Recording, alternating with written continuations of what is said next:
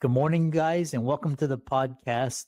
And if you are interested in high performance coaching and business coaching and speaking, Faisal Ensaun, coming out of Central Florida today, is the man. And he's got a very fascinating story, and he's translated that into influence and thought leadership. And I'm really happy to have him on to talk about this segment. We get coaches, thought leaders in the audience, and also on guests. So, Faisal, welcome. I'm excited to be here. Thank you for having me here. Yeah, I know you, like I said, a lot of the podcast guests, they come from different backgrounds and different stories, and they harness that to create massive influence. And so talk about yours, and we'll dive into the questions. Where do you want me to get started? There are a lot of stories. Yeah. What got you into coaching? The short version of it is that I got into coaching mainly, to be honest, I was looking to grow myself in a lot of ways. I was looking for a path where I was consistently growing and learning. I just did not like the mainstream version of a career path either. Even though, of course, there's learning in other things. And I was also seeking my own thing. So without realizing it, I was thinking about going towards entrepreneurship and business. As much as in the beginning, the biggest motivation was I wanted to grow as a person, as a leader, as a human being, as a father, as a husband, and then slowly translated towards building a business that aligns with that effort. Yeah, interesting. Yeah, that's a great segue into what we're going to talk about. Is it's a lot of people, they don't fit in the system and they want to do their own thing, but kind of constraints. But now with the internet and social media, it's a lot easier to go out and become a solopreneur, thought leader, creator. So then, which brings me to my next question, is just when this idea for entrepreneurs, and a lot of them get distracted. We've just passed the June 14th, which is National Quitter's Day, but you have the power of your vision and how to leverage it in your personal and professional life. Yeah. To your point, it's become a lot more easier to do a lot of things. And I was listening to your last guest who was talking about AI, and AI has done all sorts of other amazing things that was not possible 10 years ago when I was getting started. So the tools are becoming easier, but the problem is that it's becoming more and more difficult for people to move forward because they're getting more and more distracted, overwhelmed by so much information, so many tools, so many ways to do things. More choices for people at a point becomes actually a problem. People think more choices are good to a certain degree, but as soon as you go over that, then it's hard to make decisions because we have so much brain power to make those kind of decisions on a consistent basis. And a lot of my clients who tend to be lawyers, engineers, IT professionals of all kinds, and they've been in their career path for 10 plus years, 20 years, and they want to go towards their own path, create freedom. And a lot of times they jump in, and for example, they will jump into a real estate investing path. They'll pick flipping. And then from there, they will go towards multifamily. From there, they will go towards a short-term rental. Like before, they've built 5 or 6 businesses, and they can't focus on any of them properly. And we know that it requires a lot of work and a lot of consistent effort and learning and team building and systems and processes for you to make one business work, let alone 5 or 6 businesses, which is the rookie mistake of every entrepreneur. You start with a lot of them and you don't go anywhere. So my take is, and I did that too, by the way. So my hand is up. In the beginning, I was trying to do all of it. I was trying to write a book. I was trying to speak. I was trying to coach. I was trying to, and I didn't realize they're lateral businesses. So it looks like they're the same thing, but they're not. They require their own systems and support team around it. So, and the thing that helped me more than anything else was that, okay, what truly matters to me in this process? And what mattered to me was when I looked at long-term, was that, you know what, I'm looking for a specific type of life. I'm looking for a specific purpose that I'm going towards. I'm looking for certain values that I'm reenacting. I'm becoming a type of person. What is that specifically? And what is the why behind all of that? And as I went deeper and deeper, I realized, you know what, all these opportunities look amazing, but do they feel aligned with me? When in the beginning, I thought there wasn't too many opportunities. I was looking for more. But actually, to be honest, when you're in business for a little bit, you've developed a few skill sets. You start to see there are way too many opportunities. There's no way you can take advantage of even most of them. So what are you going to pick and choose? And what is that going to be based on? And what most people do is they copy other people's path. They watch other people. It's great to be inspired, but then they start to copy other people's, but they don't take into account that their life is so different than yours. And what's important to you is different to them. What's important to you is not important to them. What their motivations are in the background are not yours. So if you don't do the deeper work of finding out what your vision, what your purpose is, and actually build out a strategic plan, then you're asking for distractions. I don't care how many tools you have. I don't care how much AI is. You're not going to be able to focus. You're not going to be consistent.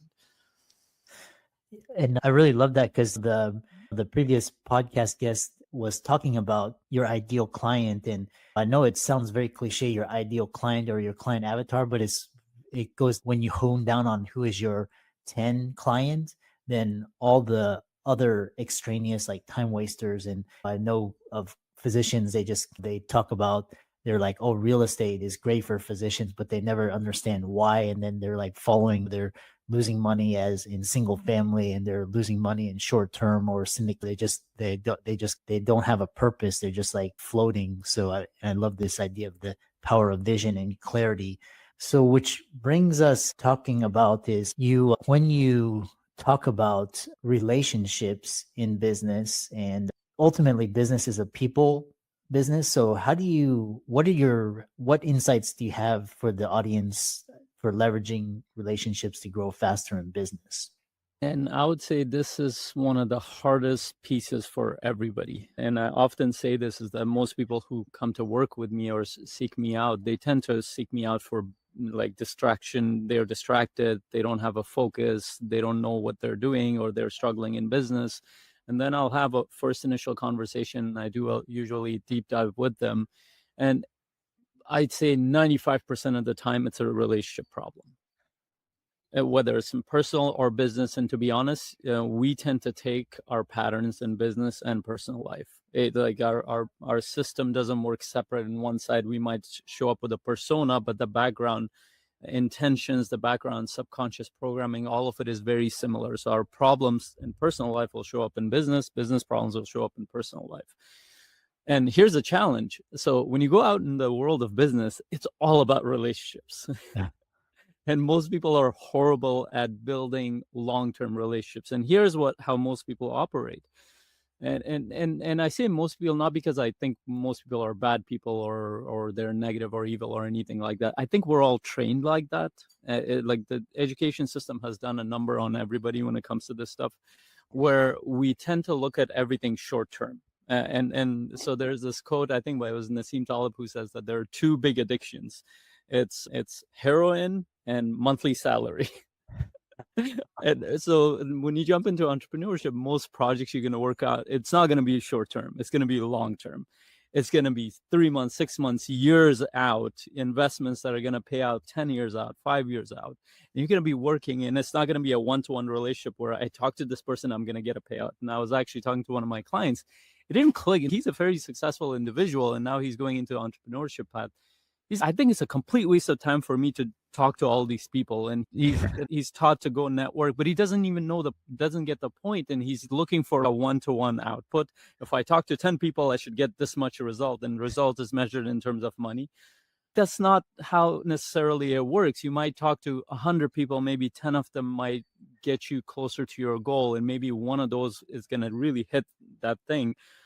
And you're not even connecting with them because I want some business out of you. You're actually building a relationship. You're getting to know the person. You're building a network around you. They might need you at some point. You might need them at some point. And this is a reciprocal relationship. And we're not taught that way to work, other than like within our families. Even that's a little bit broken within nuclear families.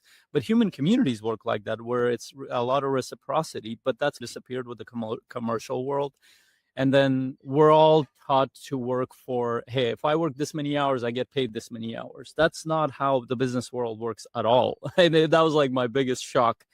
And then most of my days, even to this day, is I'm just meeting people. I don't know why I'm meeting people. Yes, they're in my general niche area. I'm connecting with them. I'm going to events. I'm speaking at events. And I don't know what that was. And this is why usually when I meet people, I don't know whether I can support them or they can support me. I don't offer anything. I'm like, and actually, it's funny. I have this system that I have been testing. It was an automation system on LinkedIn. And I'll just randomly meet all these people online. They're professionals. And I can't tell you how many times by the end of the call, it would be like a 30-minute call. It's, thank you for not selling anything to me. Because every person they met, they were trying, like, why would I sell something to you? I don't know you and you don't know me. There's no trust relationship. It's like the basic assumptions and perception of how relationships works is so broken that people don't know how to operate. But ultimately, I would say relationships are about long term, and how can you create credibility as a person? Because first of all, you want people to build relationships with you. So where's your credibility there? Because that your reputation is going to precede you to begin with. Second, what is the intention you go with there? Most people don't have an intention, so they have very little influence. And then what are the programming? What are the things that you take from your personal life, you're taking to the professional world? And a lot of people think that, oh, I can run away from my problems at home with my spouse, with my kids for a little bit, but it will catch up. I recently just started working with the head of an organization who avoided being around family and all sorts of stuff for 20 plus years, built a very successful company. But now he wants to exit from the company, start a family, do a lot of things. The same core problems that he used to have with his family and other people now that's showing up with his core team. He doesn't know how to exit because he doesn't trust anybody. And that's why I'm coming in. Okay, how can we make it a team environment where you can trust the core team so you can start to step away that he doesn't know how to step away because 20 years of his life has been spent just on that. And there's a lot more to relationships, and I take people a lot deeper because our own trauma, our own triggers, our own challenges, our own way of looking at things subconsciously shows up. We don't realize it consciously. We affect people with our energy. So, for example, I have a community for coaches that I train coaches. One of the coaches jumped on. He was selling a high-ticket program. And as soon as he jumped on the call, it was a small group call. I could sense his energy. He was overwhelmed. It's his first really high ticket program. And he's like, what's going on? What's been a win? He's like, I'm so overwhelmed. Like, what's happening? He's like, hell, I'm about to offer this thing and it's been driving me nuts. I didn't need to ask you anything, but as soon as you jumped on, your energy was pushing me off. More than likely, that's probably gonna happen with the client that you're offering the thing with, because it's all about you, and because he doesn't understand relationships yet. Because he wants to get something from that person, but he doesn't realize, even though he wants to serve, but his energy is all about himself. And again, that requires a certain amount of awareness and deeper reflection on how do you approach your relationships? What are the background intentions that are happening without you realizing it? What are your day-to-day habits? What is your bigger intention with relationships and business? And what is the interaction between personal and business that's coming up? Most people are maybe 5 to 10% aware of these things. And it is hard and it's very complex, to be honest. And to be honest, it's also one of the challenging areas of my life that I constantly work on. This is why I work on this area probably more than any other area. Yeah. I recently finished this book with the Gabby Bernstein, The Universe Has Your Back. And she was talking about the same thing. Your thoughts, your vibes you put out, you may not be consciously aware. So, which brings me to my next question is, because ultimately entrepreneurship, I've talked to so many people, it's a personal development and we have our traumas. And so you mentioned traumas and dealing with trauma while on a growth path, and how can it, how you mentioned the entrepreneur who was very successful. He's got trauma, he got problems with his family and his team. So how do you go about healing that trauma? So at this point, thankfully, and this is the power of relationships. I've built relationships with so many coaches and therapists and other people. There are areas of expertise that I have. I have some training in trauma work, but I also have coaches and therapists that are specialized in that area. So often when I'm working as a coach, as a high performance and leadership coach, I tend to focus on present and future a lot more than anything else. But there are times where clients are stuck in the past. And the way when you go through the normal training as a coach, they tell you that, hey, if a client is really stuck in their trauma and their past and they keep bringing it up, you need to recommend therapy. Here's the problem. Most of my clients have gone through like decades of therapy. and they're still dealing. Why? Because the mainstream, again, is stuck with surface level therapy, cognitive behavior therapy, and a lot of the new models of trauma therapy is not introduced as dominantly as it should be, and with all the red tape that's there. So now other practitioners and other people are bringing in new forms of therapy, such as somatic therapy, compassionate inquiry, internal family system. So I started connecting and collaborating with other coaches and therapists around that. So when they get stuck, I actually make it a part of my offer to get them connected. And usually within 4 or 5 sessions, they're able to. Now think about it, a decade of therapy they've gone through, and it has helped. Of course, I'm not going to say that it doesn't help, but it hasn't gotten them out of what they need to get out of.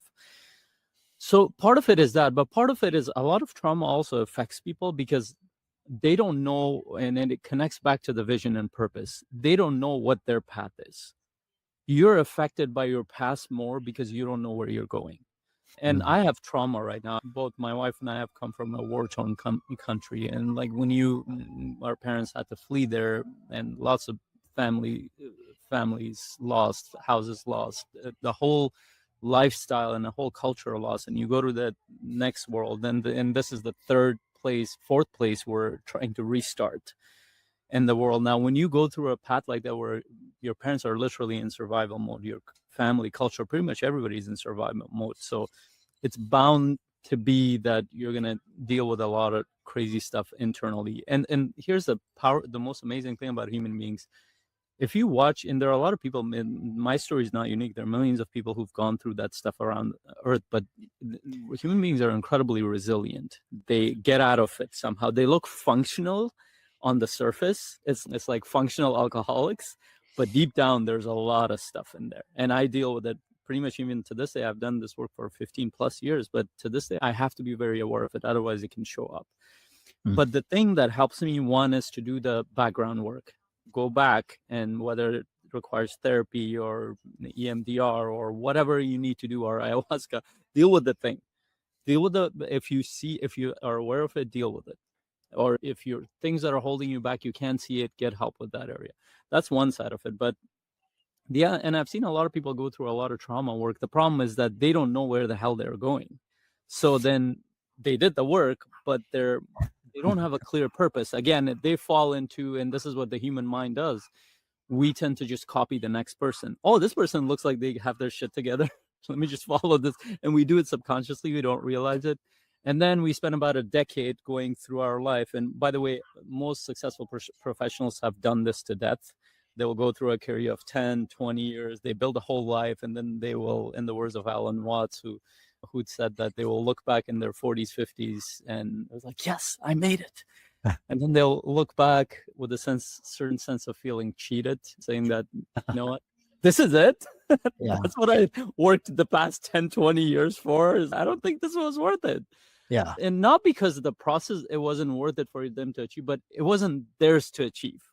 It was probably somebody else's life that they copied. And so when you start to develop a clear vision, which your purpose is wrapped around that, then you develop the resilience and the curiosity to build yourself up. You said entrepreneurship is about personal development. I think life is also about personal development. The problem is that most people don't grow. If you watch a person for 10 years, it's like when you see them after 10 years, they're pretty much similar with some changes that naturally happen, but they've lived 10 years the same year every year.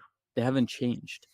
But when you actually are on a real journey, and I work with a lot of people, hundreds of people that have been incredible high performers from entrepreneurship, from the professional world, all kinds of leaders, every 3 to 6 months, they develop a different side to themselves.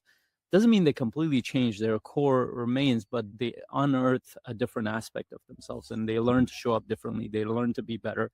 They learn to question the things that they do. And to be honest, most people can't keep up with them around them. This is why they tend to be leaders. This is why they tend to lead, because they tend to learn a lot faster than most people, because they have a clear purpose. They have a clear vision. They're very focused on that, and they deal with their shit.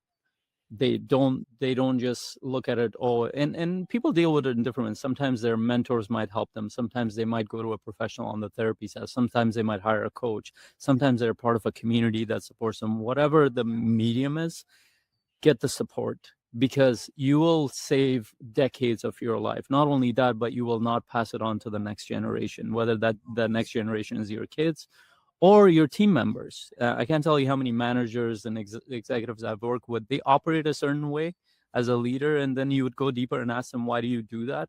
So they don't realize it, but they were copying somebody else's model. A manager, somebody that inspired them, but they were doing some things half-assed. They picked up on the model and they're just doing it subconsciously. Do you think that applies to your situation? Exactly. And no, and as a leader, they need to be doing that thinking. Interesting. Yeah, I really enjoyed talking with you, and so much insights and wisdom. If people wanted to reach out to you to inquire about speaking or coaching, how would they follow you and reach out to you? It would be, if you see my full name somewhere underneath, Faisal Ensaun. If you search that on Google or faisalensaun.com, all my social media, everything will be on that, and you can connect with me. Awesome. I really love that, and I really enjoyed talking with you, and keep up the great work. Thank you. I appreciate you having me here.